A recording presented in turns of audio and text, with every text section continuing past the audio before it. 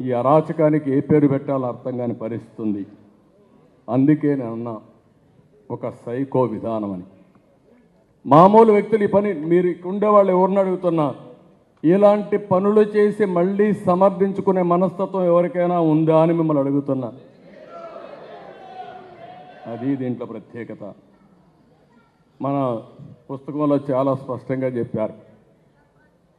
ప్రజావేదిక కూల్చి నేను అక్కడ ఇల్లు ఆడనే ఉన్నా, సర్వ విధాలా ప్రయత్నం చేశాడు. నేనుండే అద్దె ఇంట్లో నుంచి నన్ను వెకేట్ చేయించడానికి 5 ఏళ్ళు ప్రయత్నం చేశాడు, కానీ ఆయన వల్ల కాలేదు.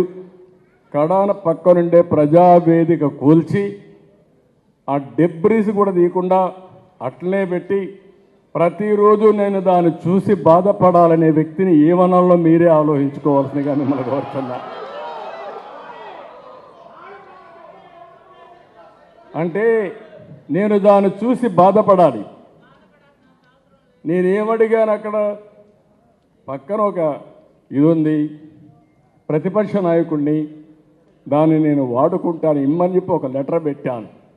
నాకు ఇవ్వకపోతే అది కావాలంటే ప్రభుత్వ కార్యక్రమాలకు వాడుకోవచ్చు, కానీ నేను అడిగాను కాబట్టి అడిగిన దానికి ఏ విధంగా నేను నిరూపిస్తానని రాష్ట్రం మొత్తం చూస్తూ ఉంటే ప్రొక్లైన్స్తో రేపు ఉదయానికి దీన్ని విధ్వంసం చేయాలని చెప్పిన వ్యక్తి ఈ సైకో ముఖ్యమంత్రి. ఆ విషయం మనం గుర్తుపెట్టుకోవాల్సిన అవసరం ఉంది. ఈరోజు ఇదే కాదు, ఇప్పుడే చాలామంది చెప్పారు. ఒక్క విషయం మీరు చూస్తే ఏ ముఖ్యమంత్రినా సరే, ఏ ప్రజాప్రతినిధి సరే, కడాన రాజకీయాల్లో ఉండే అధికారం రాదు. కానీ మా రామకృష్ణ గారు ఇప్పుడు మాట్లాడినా నా రాష్ట్రం ఇండస్ట్రీస్ రావాలని మాట్లాడతారు. ఇక్కడ ఉండే పిల్లలకు ఉద్యోగాలు రావాలని పోరాడతాం, ఉద్యమాలు చేస్తాం. అది మనందరం చేసే పని. వచ్చే ఇండస్ట్రీస్ని తరిమేసిన ఏకైక ముఖ్యమంత్రి నా సర్వీసులో 40 సంవత్సరాల్లో మొట్టమొదటిసారి చూశాను ఈ ముఖ్యమంత్రిని. ఎక్కడెక్కడో తిరిగా నేను. ఒక కియా మోటార్స్ తేవాలంటే సౌత్ కొరియాకు 3 సార్లు వెళ్ళి మా సెక్రటరీని పంపించా.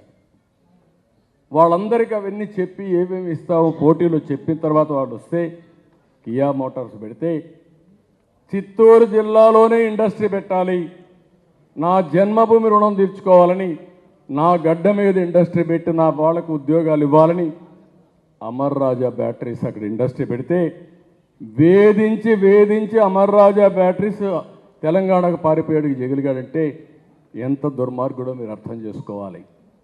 కడాన అమర్ రాజా బ్యాటరీస్ ఇక్కడే మీ ఎంపీనే గల్లా జయదేవ్.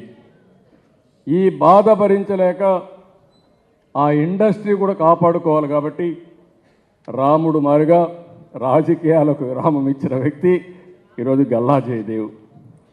అంటే ఒక వ్యక్తిని కూడా రాజకీయాలు కూడా చేయనీయకుండా చేయగలిగాడంటే ఇంకా నేను కానీ పవన్ కళ్యాణ్ గారు మీరు చూసుంటారు. మేము ఇక్కడ దృఢ సంకల్పంతో 5 కోట్ల భవిష్యత్తు ఏ విధంగా కాపాడాలనే సంకల్పంతో ముందుకు పోతున్నాం తప్ప ఇంకోటి కాదు.